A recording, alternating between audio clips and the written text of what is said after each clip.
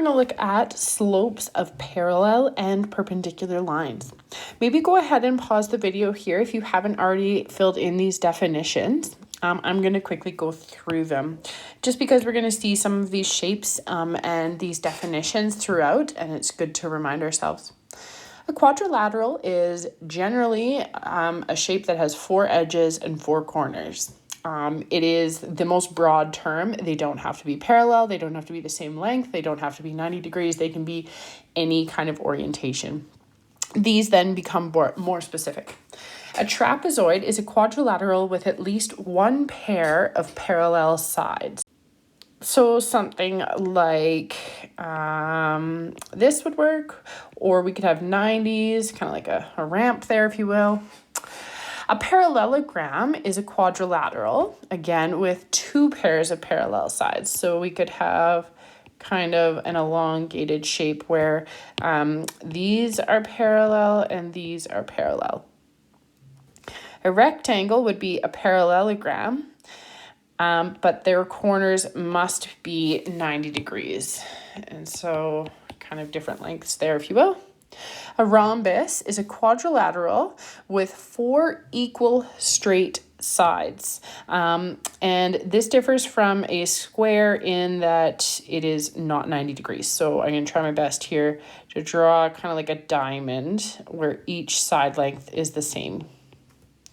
And a square, of course, we know equal sides 90 degrees.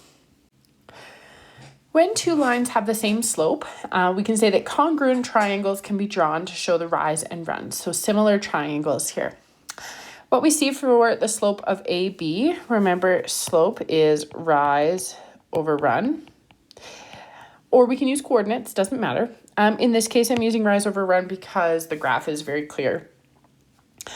In A to B, we rise 7 and run 5. The slope of C to D, we rise over run again, is rise 7, run 5. So how are the slopes of parallel lines related? They have the exact same slope.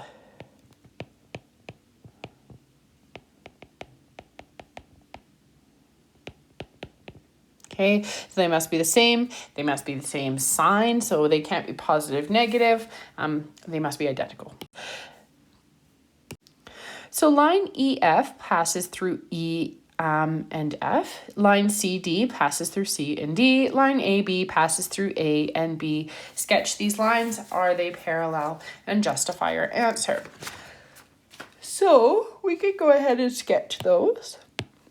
So EF, if this is my graph here, -3, -2, and that'll be E. And 1, +6. 1, 2, 3. And that'll be F. Draw a nice straight line through that using a ruler if you can. CD. I'll just go ahead and do all of these graphing.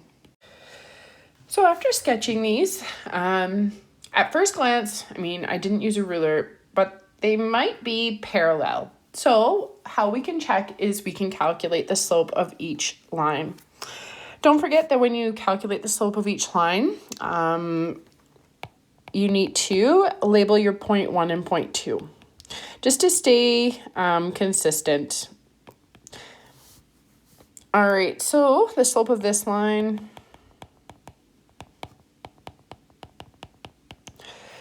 so y2 is 6, y1 is -2. x2 is -1, x1 is -3. So we get 8/2, which is 4. So for CD, the slope, let's label this as point 1, point 2.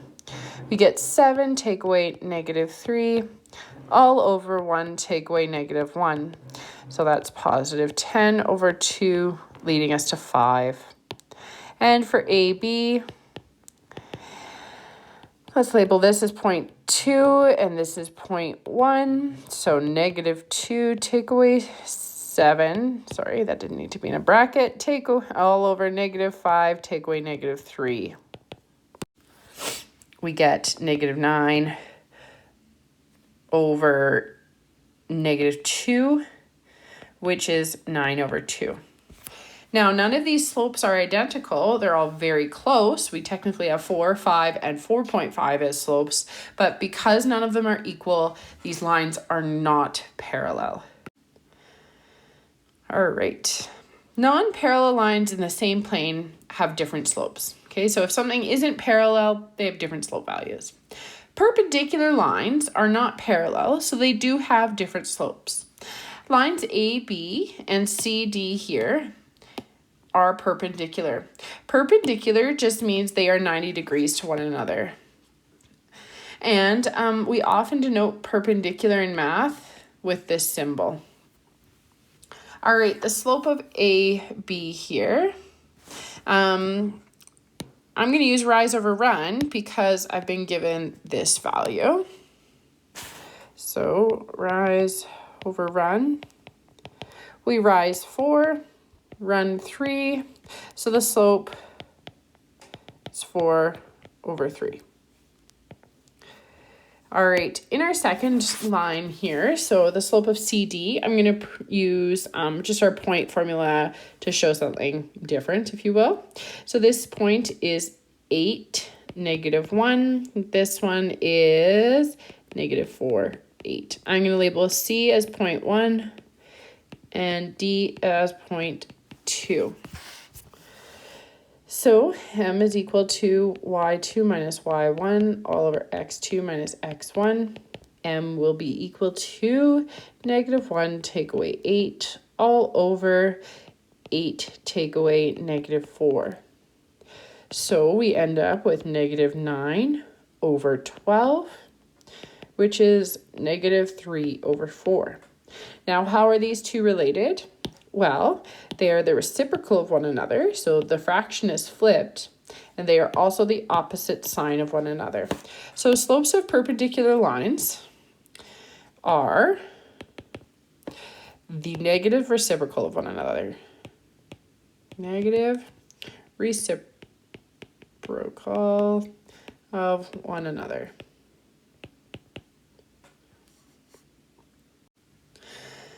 So line ST passes through S and T. Line UV passes through U and V. Are these two lines parallel, perpendicular, or neither? Justify your answer and sketch your lines to verify your answer. We're going to start with the slopes.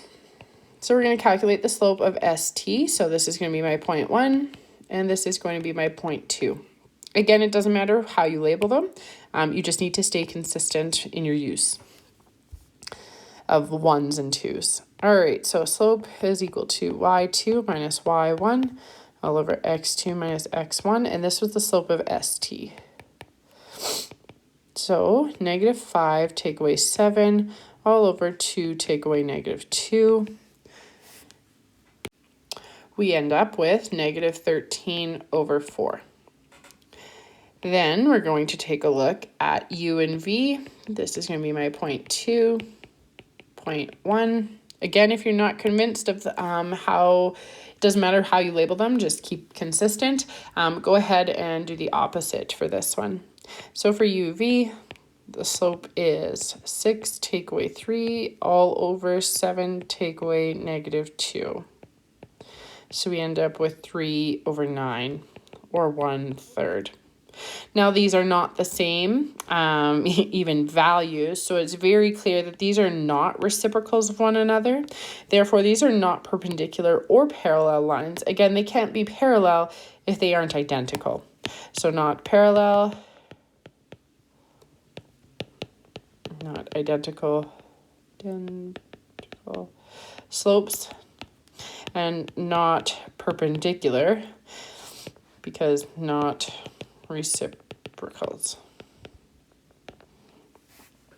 So to go ahead and graph them, S is -2, +7, and T is +2, -5.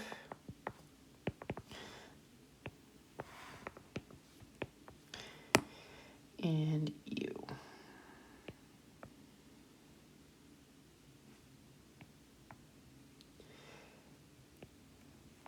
So they don't even quite look like parallel or perpendicular lines. Again, I didn't do the best drawing, but if you've done it with a ruler, this angle here looks to be a little bit less than 90. Determine the slope of a line that is perpendicular to the line G and H. So first we need to find the slope of line G and H, and we'll apply our negative reciprocal idea. So label this as 0.1, 0.2,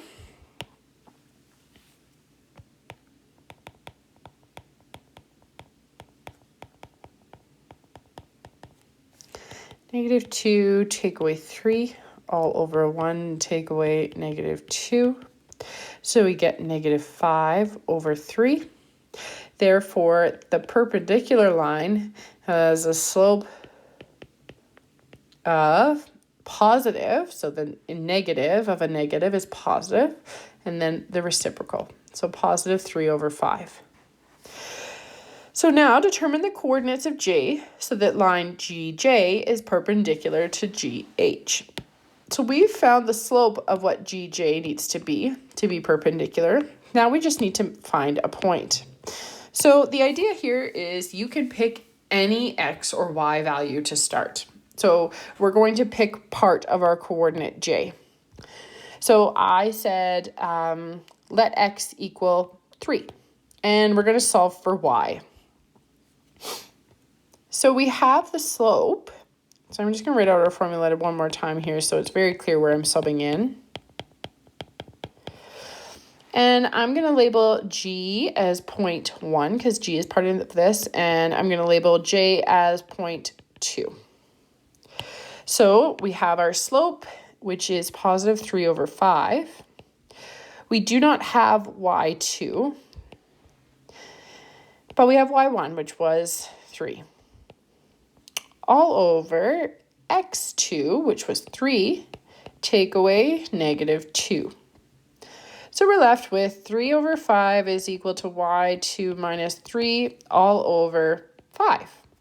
Now note that these are equal. So my denominators are equal, therefore my numerators need to be equal. So I just need to solve for what is Y2 if Y2 minus 3 equals 3. Well, Y2 must equal 6 in this case. So my point J is 3, 6. Again, you can choose any value. You could have solved for an X value having put in a Y value. It really doesn't matter. You may have to work a little bit harder to rearrange your equation, but anything should work. You may just get a decimal value as well. All right, EFGH is a parallelogram. Is it a rectangle? So I know that these two lines are parallel and these two lines are parallel. So what I'm going to do is I'm going to determine whether, I don't know, EF and EH are perpendicular. So we're going to find their slopes. So the slope of EH, I'm going to use rise over run. Again, it doesn't matter what you're using here. So for EH, the rise is -2. We are going down towards H. So, sorry, -1. So the rise is -1 and the run is 3. So the slope is -1 over 3. If we then look at EF, the slope, again, is rise over run. So from F to E, we rise 1, 2, 3, 4, 5. And run 2. These are not perpendicular because they are not the negative reciprocal of one another. Therefore, this is not a 90-degree angle here. Now, because these are parallel lines, these angles here are equal. If they were 90, we would have used up 180 degrees, and we would have to equally split the other 180 to these corner angles here. So they would have all been 90. Now, because our corners are not 90 here, we cannot say that this is a parallelogram. or sorry, a rectangle, it is a parallelogram. So EH is not perpendicular to EF, therefore EFGH is not a rectangle because the corners are not 90 degrees.